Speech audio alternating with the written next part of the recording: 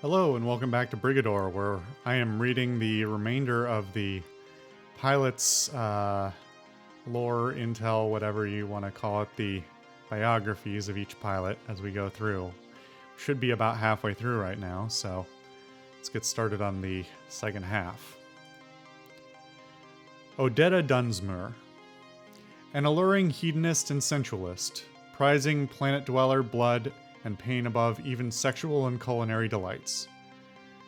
In addition to her capabilities as a pilot, she has taken wet work, and especially interrogation, to incredible heights. Unfortunately, her value is limited by her refusal to take planet dwellers as anything more than raw canvas. I share her distaste, but abhor her short-sightedness. Nonetheless, her single-mindedness and brutal efficiency make her a fearsome ally. Louis Slang. A survivor of Solonobre's many formative conflicts, Lang downplays his role, but has seen more of his adopted home planet's bloody history than he'd care to admit. After his instrumental role in Great Leader's ascension, Lang was offered a field general's rank, but turned it down to continue applying his skills where he knew they were most effective, behind the controls of a loyalist machine, fighting alongside his fellow soldiers. Like any good soldier, he will defer to authority when faced with ambiguous decisions, and our projections are very promising for securing his talents and experience for our own use. Olu Salazar. Reported to be kind, charming, and loyal to his planet, in other words, weak. He affects an air of confusion to keep enemies off guard, but we have recordings from orbit of his antisocial behavior when he believes he's cornered. One of the only known living pilots to have used the rope kid and survived, his skill is honed from years of trickery and deceit. He's formidable, but easily lulled into inattention when he believes he has an escape route. Arya Sug. I have had the pleasure of knowing Arya on multiple occasions, a refined soul. Her interests lie mainly in outdated interrogation methods and precise application of ballistic projectiles. Naturally, she prefers to fight at range, taking out high-value targets, installations, and nearby buildings with overwhelming force. Cruel beyond words, I am proud to know her. Derek Rosario. Rosario was a den mother running a cartel of orphaned children in the latter days of Solonobre during Great Leader's reign. She cared for those cretins more than her actual kids, who are mostly loyalists and NEP brass, possible blackmail opportunity. An NEP tribunal convicted her of racketeering, violating antitrust pacts, threatening the peace, and unauthorized use of NEP resources. They thought bringing her in would be easy. Instead, she caught them flat-footed, knifed the PMs and pilot, and stole the legs, leaving only rubble in her wake. Man from Volta. As intimate as I have become with this misbegotten sphere named Novo Solo, it is sometimes easy to forget about the wider galaxy. Man from Volta is an SNC recruit from Volta, another outer colony and the site of one of the early model Efficiency Society experiments. A harsh and ruthless place, it is not unlike the clichés from which we spawned, save for its crudity and damnably terrestrial nature. He once had a name, but the esoteric rituals in the warrior death tribe to which he belongs stripped him of any identity beyond violence. His entire being is the mask he wears. To his people, a maskless body is nobody. Without a face, and the masks of the fallen enemy are collected as trophies. There's an excess comma. This is hard. Still, these are better written than some of the other stuff, but it's still needs some proofreading. High-powered weaponry and desperate struggle over nutrient pipelines are the only thing the population of Volta know. Despite his crudity and guttural speech, I cannot help but feel a certain affinity for this man from Volta. There is an immediacy to his brutality that I find refreshing. Born of necessity, it remains unadorned by the garish flourishes my compatriots are so fond of. It's a pity they won't appreciate his artistry tonight. Aaliyah Coponen. Aaliyah is a mystery even to me. I first met her in the intelligence training cliches, and we have long been close friends, but I am no closer to understanding her character. Her only motivation is an abstract interest in the development of her own abilities. There are sensational rumors of Coponen disabling her own vehicle's functions before combat, or killing her contracted allies to leave herself with a greater challenge. I personally confirm these tendencies. I have also witnessed her standing amid a thin soup of corpse reduction, wielding a black hand, her mouth set in a line which suggests a deep and gnawing hunger. Perhaps Solo Nobre will pique her interest. Sabella Costa. Like many Corvids, Costa started her career as NEP. Finding the jingoism disagreeable, she took the quickest route to a discharge, while learning everything she could about mechanized armor engineering. In a less stagnant time and organization, Costa might have found her way to the head of the design bureau. Instead, she found her way to the dead, and started performing radical surgery on junkers, welding them together in new and startling configurations. Left alone, she might have actually made some advances in her long-dead art, but the Costa family has deep roots in Ixo, so the Corvids were uncharacteristically prompt in securing her loyalty. Her creative drive stifled, she is proven as lethal as she is groundbreaking, and the promise of being able to leave the backwards dirtball of Nova Solo behind will be more than enough to cause her to turn on her erstwhile allies.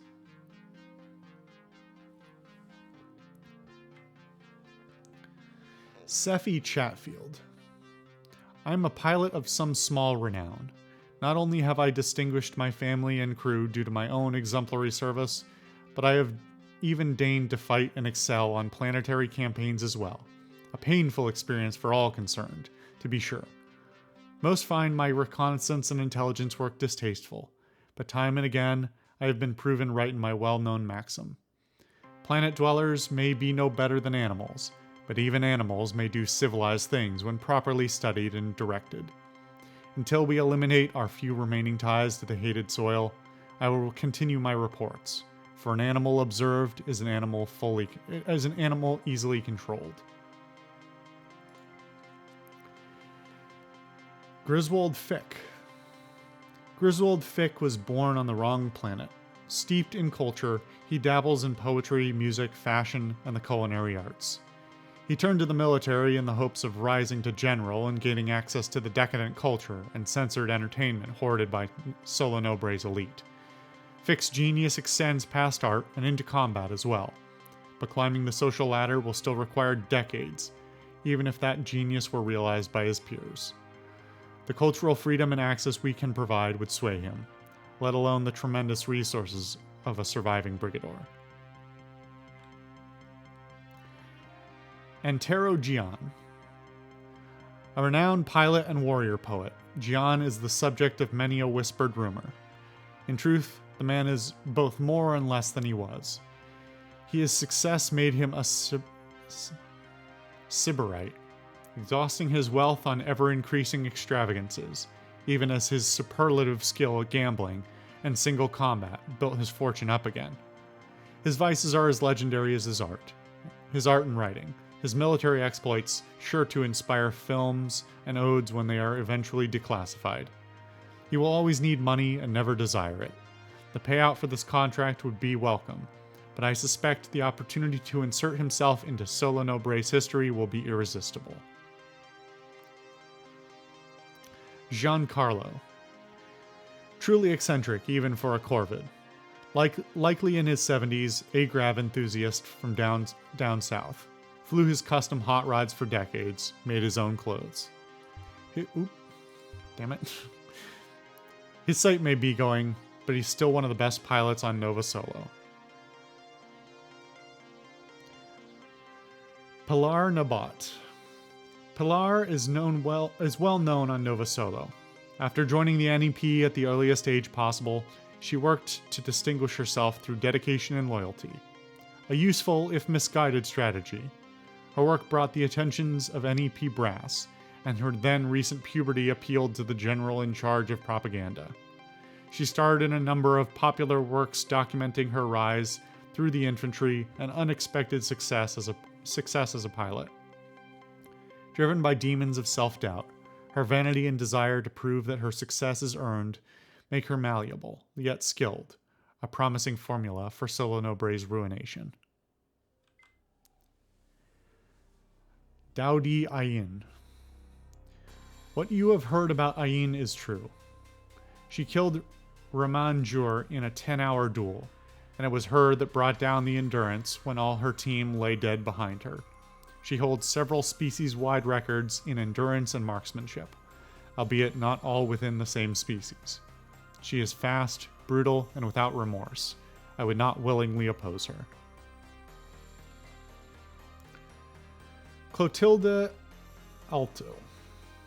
The notorious Clotilde Alto. Model, actress, dancer, high-profile criminal.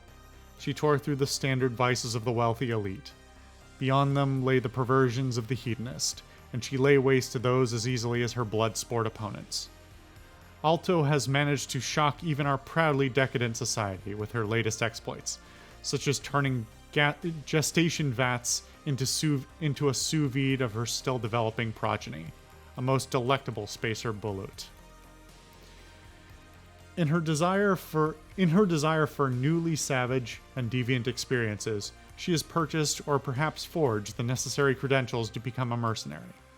I have it on good authority that barring some light simulator trading, time in her Zoleg on the ground in Solo Nobre will be her first combat experience.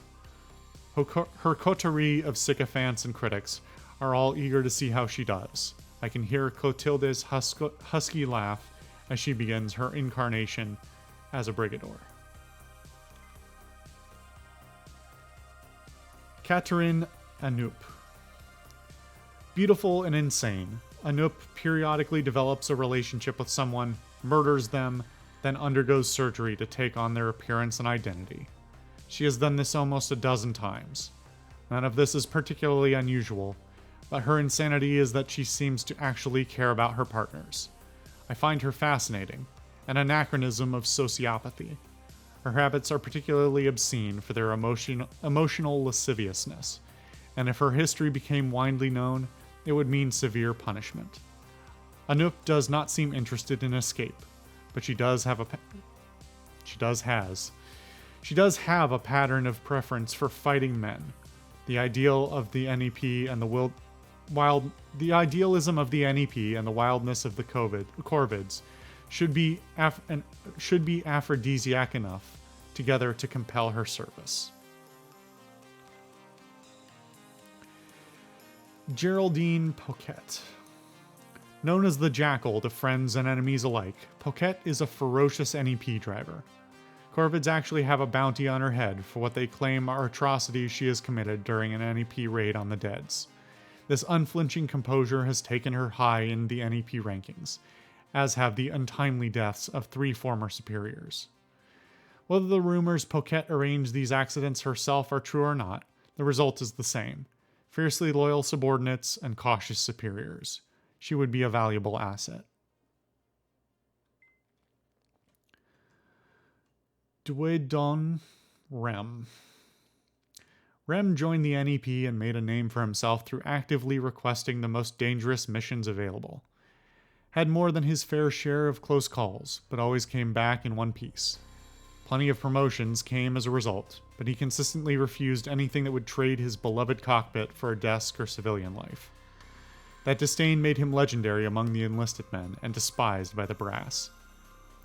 On the anniversary of his 50th year in the NEP, they forced the issue. Pilot a desk or enjoy a cozy retirement. Didn't matter. But if he refused this time, it was very clearly implied that a dishonorable discharge would be forthcoming. Duedon promptly resigned via an open comms so profane his name became its own slang. He then disappeared. A month later, his praetor, Hackbull, also disappeared from its hangar. A year later, the Hackbull returned, only this time sporting Corvid blue. Turns out the fight is all that mattered to Rem.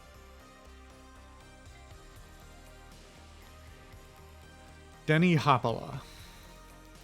The last survivor of a clan ship with an elaborate warrior religion, Hoppala believes that he must die in battle to join his people in the afterlife. Reckless mercenary work has scarred his body and left him with a host of black market replacement organs, including an eye. But he is prevented from dying. His religion prohibits suicide, and particularly disabling implanted machinery. While money has no meaning to one who hopes every day is his last, the forces arrayed in defense of Solo Nobre may have enough power to disintegrate his illicit corpus and nullify his consciousness for a final time.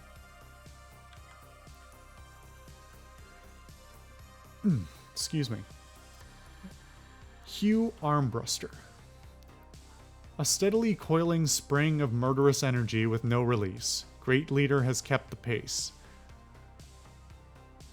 And Armbruster was born to spill a torrent of blood. In another life, he would have gone far in our own ranks.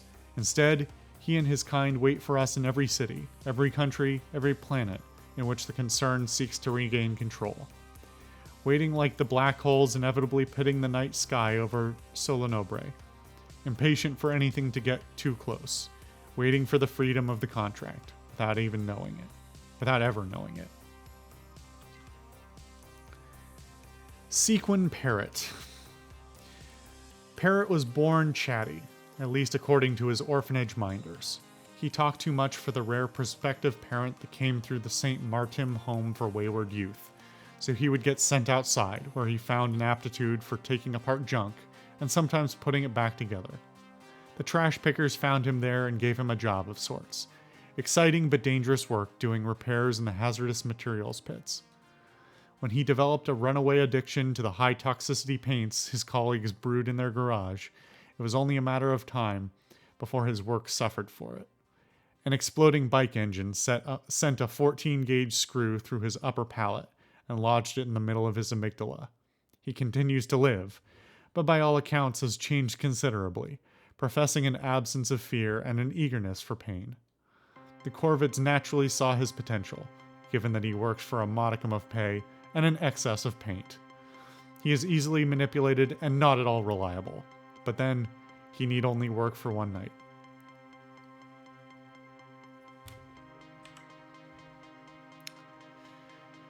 Yikes.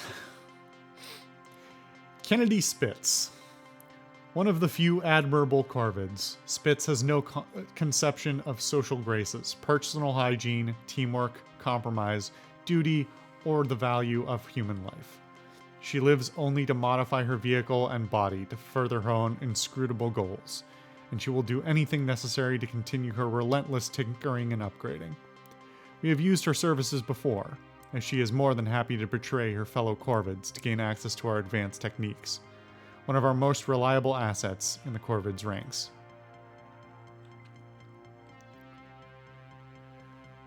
Oscar Allard. If we are the daylight citizens of our spaceborne cities, then surely the Cyclolucidites are the denizens of the eternal night that is our birthright and home. Allard was originally one of us, a veteran of many wars. He is still remembered for his glorious victories free from the taint of planetary soil. It is written that he wept after his first victory, for there were no more armies who could challenge him. Not long after, he resculpted his sense organs and joined the Cyclolucidites, finding a new purpose in the maelstrom of forces that guide our way between stars. Although most Cyclolucidites prefer to sleep away our many orbits, Allard, like all Cyclolucidites, has no biological need for sleep and seems to enjoy using his vast experience to butcher his opponents. I love and fear him, and soon Solo Nobre will quake with the reports of his weaponry. Finally, Precursor James. Few loyalists would even merit my attention if I were not charged with this task, but the Precursor is the one man of which none will speak. My sources usually helpful to the point of supplication when I offer the removal of some tawdry boil, defect, or cancer from their dense and abhorrently muscled bodies, are completely unhelpful. Their atavistic stubbornness is a source of great vexation for me. I will find this man, if he even exists. His very name causes men to bring all they have to bear to their defense. Such a terrifying warrior would make for a fine asset indeed. All right.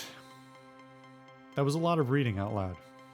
I feel it in my throat a little bit. So, thank you guys for watching another episode of Brigador, these special episodes. I am going to, since we've read everything else at this point, we're going to go on and read the equipment as well. But we're going to do that in another episode, or probably two, based on the number. Anyway, I'll see you guys for that next time.